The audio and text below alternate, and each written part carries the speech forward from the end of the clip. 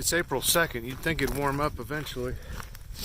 The shelter I stayed at last night was about 4,000 feet, and the funny thing this time of year is when you get to lower elevations, you can see the leaves growing and stuff happening like that, but then you climb up into the mountains and it's still wintertime. So depending on my altitude, I can either be in what they call the green tunnel, where there's just a lot of green, blocks out the sun a lot, or it can look like winter when I'm at the top of a mountain. And it was cold. It was cold last night. Y'all can't see this when you're watching YouTube or sitting at home, but you know, it's 25, 28 degrees in the morning. There's only a couple of things that'll wake me up. And that's in Tennessee, as long as we're on the topic, Tennessee for some reason doesn't believe in privies, so you got to go dig your hole. Georgia and southern North Carolina are really good about that. They got bare cables. Out here, you just get a shelter. They got good tent sites, but you got to hang your bear bag and you got to dig your holes, and that'll get you moving in the morning though. That'll get you out of your tent. And the other thing that gets you moving is the cold temperatures.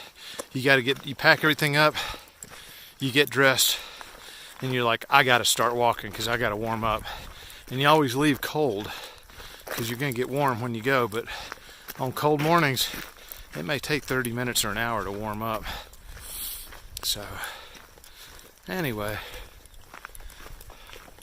this is a nice section.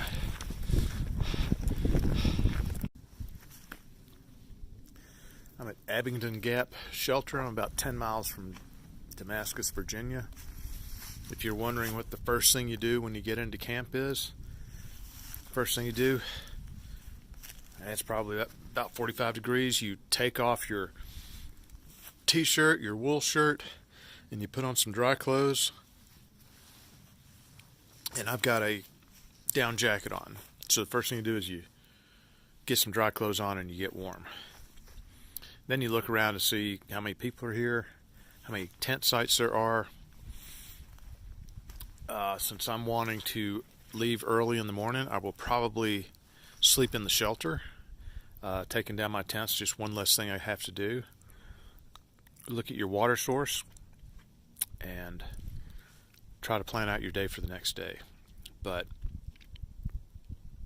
in these conditions where you're hiking all day and you're sweating and you get into camp and it's 40 or 45 degrees, you got to get those wet clothes off and you got to get something dry on and you got to stay warm.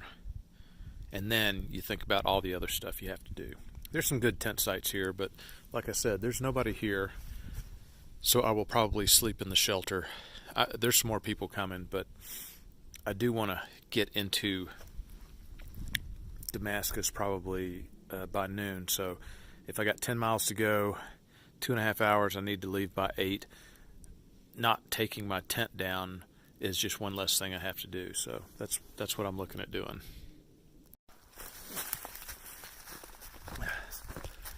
Papa John, April 3rd, day 43. Slept really good last night. Be about 5 miles from Virginia. Somebody commented on my double hat system, and I realized I really haven't talked much about it, but higher elevations this time of year, it's cold in the morning, so on the bottom, the blue thing is a merino wool beanie, which keeps my head warm. And when it's really cold, the cap on top helps keep it a little bit warmer. So usually when I'm breaking camp, if it's cold out, I got both of them on until I warm up. And then I take my cap off and just put it around my left wrist, and it stays there. And as I warm up even more, then I'll take the beanie off and put the cap on. And this helps me regulate my body temperature, because you're always going to sweat when you're hiking, but you can minimize it if you can stay cooler, and that's my strategy. And of course, I'm not burdened with a lot of hair follicles on the top of my head, so when it gets even hotter, I just take off the cap and the beanie and just let my head release a lot of heat. And I might put a buff on if I don't want to get sunburned or something, but I can't change clothes a lot. You know, I can't change my t-shirts and shirts a lot while I'm hiking, but that's one way I use to regulate my heat. So that's why in the mornings you see me wearing two caps, the beanie and the cap. And along those same lines, I will say that wool is my favorite material out here, and I usually have on a wool t-shirt as a base layer, and then a mid-weight wool shirt on top of that, and that's pretty effective. It dries out really quick too, so when I get to camp, I take it off and I put on my dry clothing, and the wool, as long as it's not really humid, really foggy, or raining, that stuff will dry out. And that's the scoop. I'll check in with y'all a little bit. I've had a number of people comment on the music I use, which is Lipbone Redding, and I just want to tell y'all a little bit about Lipbone, because if you've never seen him in person, if you just listen to his music, you'd never know what's going on. But when you hear a trombone or a trumpet or some brass instrument in his music, it's not a brass instrument. That's Lipbone using his lips to mimic the sound of a trombone or trumpet, and that's where the name Lipbone comes from. It's a contraction of two words, lip and trombone. And when you see him in person, he'll be there strumming his guitar, and then out of nowhere you hear this trombone, and a lot of times if it's just him, you're looking around going, where is that noise coming from? So if you listen to, I'll try to put a song on that has trombone on it, well, the Lipbone, and he calls himself a voice instrumentalist. Some of the percussion you hear is him, just his mouth. And if you ever get a chance, go to his website, lipbone.com, and see if he's playing in your area. He plays all over the country, and you would, I'd be surprised if you weren't just amazed or blown away by what he does. And he's a comedian, he's a great musician, and he's just a fun guy to go spend a couple of hours with. If he's playing anywhere near you, you got to go see him. Lipbone.